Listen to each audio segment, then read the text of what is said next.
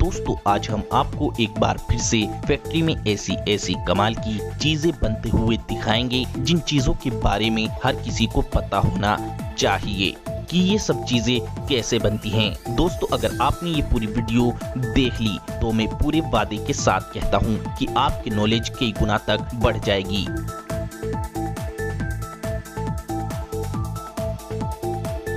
दोस्तों हमने ये वीडियो बहुत ही ज्यादा कड़ी मेहनत कर बनाई है, इसीलिए सभी दोस्त इस वीडियो को अभी एक छोटा सा लाइक जरूर कर दें और वीडियो को पूरा आखिर तक जरूर देखें।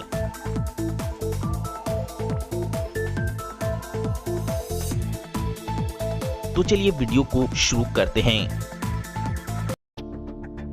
Shampoo factory making. दोस्तों लड़का हो या लड़की, बच्चा हो या बूढ़ा, हर कोई अपने बालों की गंदगी साफ करने के लिए और अपने बालों को अच्छे से अच्छा बनाने के लिए शैम्पू का इस्तेमाल करता है। लेकिन दोस्तों इस बात का किसी को भी पता नहीं होता है कि आप जिस शैम्पू का इस्तेमाल अपने बालों को अच्छा बनाने के लिए कर रहे हैं, क्या ये शैम्पू आपके बालों को नुकसान पहुंचाएगा या नहीं। इसीलिए दोस्तों शैम्पू इस्तेमाल करने से पहले ये पता होना चाहिए कि ये नुकसान पहुंचाएगा या फायदा।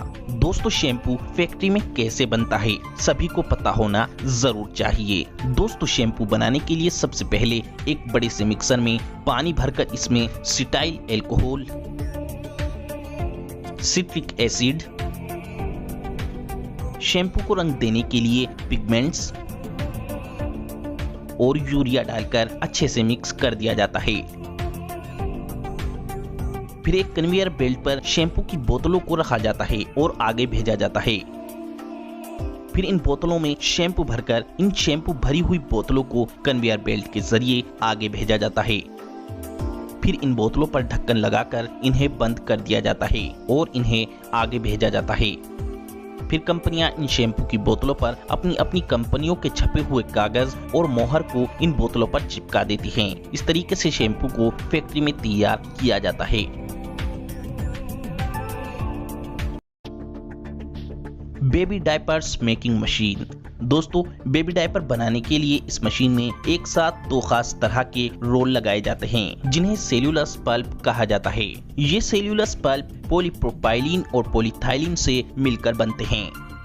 फिर बच्चों की यूरिन यानी पेशाब को एब्जॉर्ब करने के लिए इनके ऊपर सोडियम पॉलीक्रिलेट, लुगदी और पॉलिस्टर को ये मशीन प्रेस कर लगा देती है। फिर जब ये मशीन इन्हें एक डायपर्स का आकार दे देती है तो इनके एक एक पीस कर ये मशीन कन्वेयर बेल्ट के जरिए इन डायपर्स को आगे भेजती है,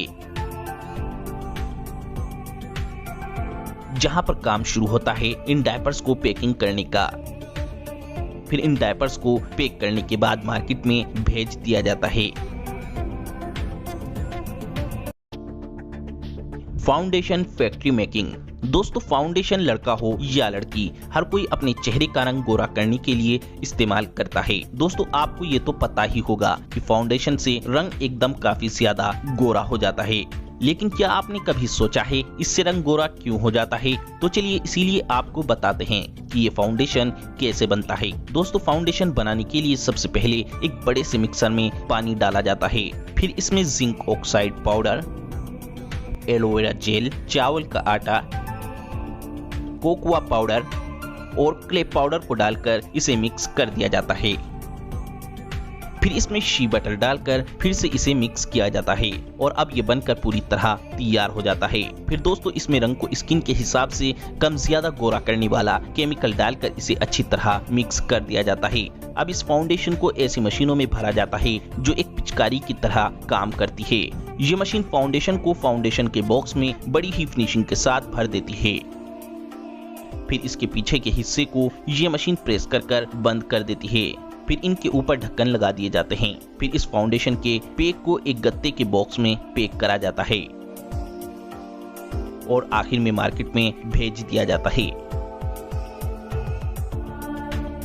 क्लॉथ फैक्ट्री मेकिंग। दोस्तों आप जो भी मार्केट से कुर्ती शलवार का कपड़ा, लेडीज के कमीज का कपड़ा, शॉल, जर्सी बेड की बड़ी बड़ी चादरें या फिर हर तरह का कॉटन, सूती किसी भी तरह का कपड़ा खरीद कर लाते हैं, क्या आपने कभी सोचा है कि ये कपड़े आखिर फैक्ट्री में कैसे बनते हैं? दोस्तों आप पूरी तरह से जरूर चौंक जाएंगे फैक्ट्री में कपड़ा बनते हुए देखकर। फैक्ट्री में कपड़ा बनते हुए देखकर तो आपका मन भी ऐसी ही फैक्ट्री बनाने का करने लगेगा, क्योंकि कपड़ा फैक्ट्री के अंदर बनता ही बड़े आसान तरीके से है। दोस्तों किसी भी तरह का कपड़ा बनाने के लिए बड़ी सारी अलग अलग रीलों का यूज किया जाता है। बस रीलों को इस क्लॉथ नीटिंग मशीन में लगाकर छोड़ दें, फिर बाकी का सारा काम ये मशीन कर देती है। ये मशीन सफेद कुर्ते के कपड़े को सुंदर सुंदर डिजाइन में बुनकर खुद ही रोल भी करती चली जाती है। टी शर्ट और शर्ट बनाने के लिए भी इसी तरीके की मशीन का इस्तेमाल किया जाता है। बस जिस रंग का कपड़ा बनाना होता है उस रंग की रीलें इस मशीन में फिट कर दें और मशीन में टी शर्ट या शर्ट का डिजाइन भी फिक्स कर दें। बस फिर ये मशीन बड़ी ही तेजी से टी शर्ट और शर्ट तैयार कर देती है। बेड की चादरें बनाने के लिए इस नीटिंग मशीन का यूज किया जाता है। देखिए ये मशीन बड़ी ही तेजी से सुंदर सुंदर डिजाइन की बेड की चादरें तैयार कर देती है और लेडीज के कुर्ते के कपड़े को और साड़ी के कपड़े को इस तरीके से तेजी से बुना जाता है।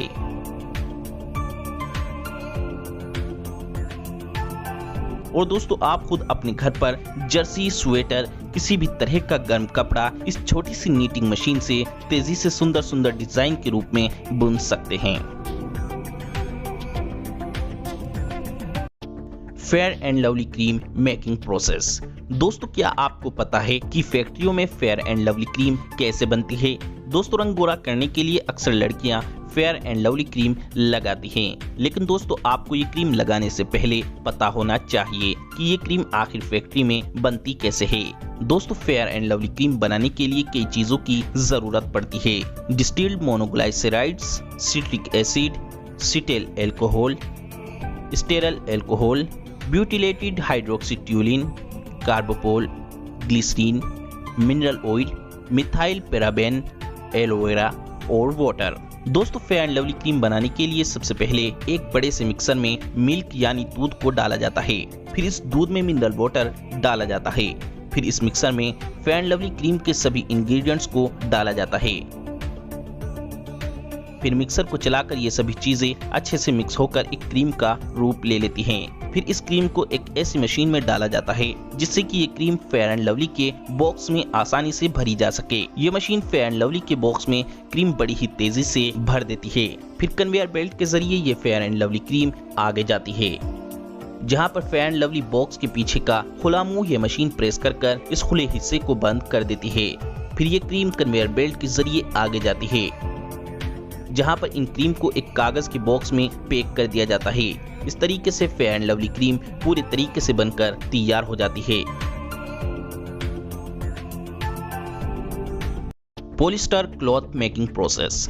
दोस्तों क्या आपको पता है कि खराब प्लास्टिक से नए नए सुंदर कपड़े बनाए जा सकते हैं और आज मार्केट में प्लास्टिक से बने हुए कपड़े बहुत ही ज्यादा पॉपुलर भी हो रहे हैं। दोस्तों खराब प्लास्टिक से नए कपड़े बनाने के लिए सबसे पहले बहुत सारी खराब प्लास्टिक की बोतल और खराब प्लास्टिक के किसी भी सामान को एक कन्वेयर बेल्ट पर डालकर एक क्रशिंग सेक्शन में भेजा जाता है, जहां पर सारी प्लास्टिक को क्रश कर दिया जाता है, जिससे कि प्लास्टिक बिल्कुल बारीक हो जाती है।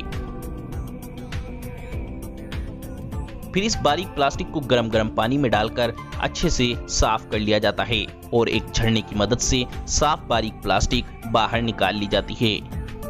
फिर इस बारीक प्लास्टिक को एक रोटेटिंग मशीन में डाला जाता है, जहां पर यह बारीक प्लास्टिक एक प्लास्टिक पाउडर का सा रूप ले लेती है। फिर इस प्लास्टिक पाउडर को इस मशीन में डालकर प्लास्टिक पाउडर को एक लंबे लंबे और मोटे मोटे धागे के रूप में बदल दिया जाता है।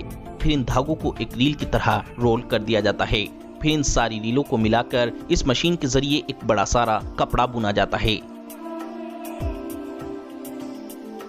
इस तरीके से खराब प्लास्टिक से एक नया कपड़ा तैयार हो जाता है।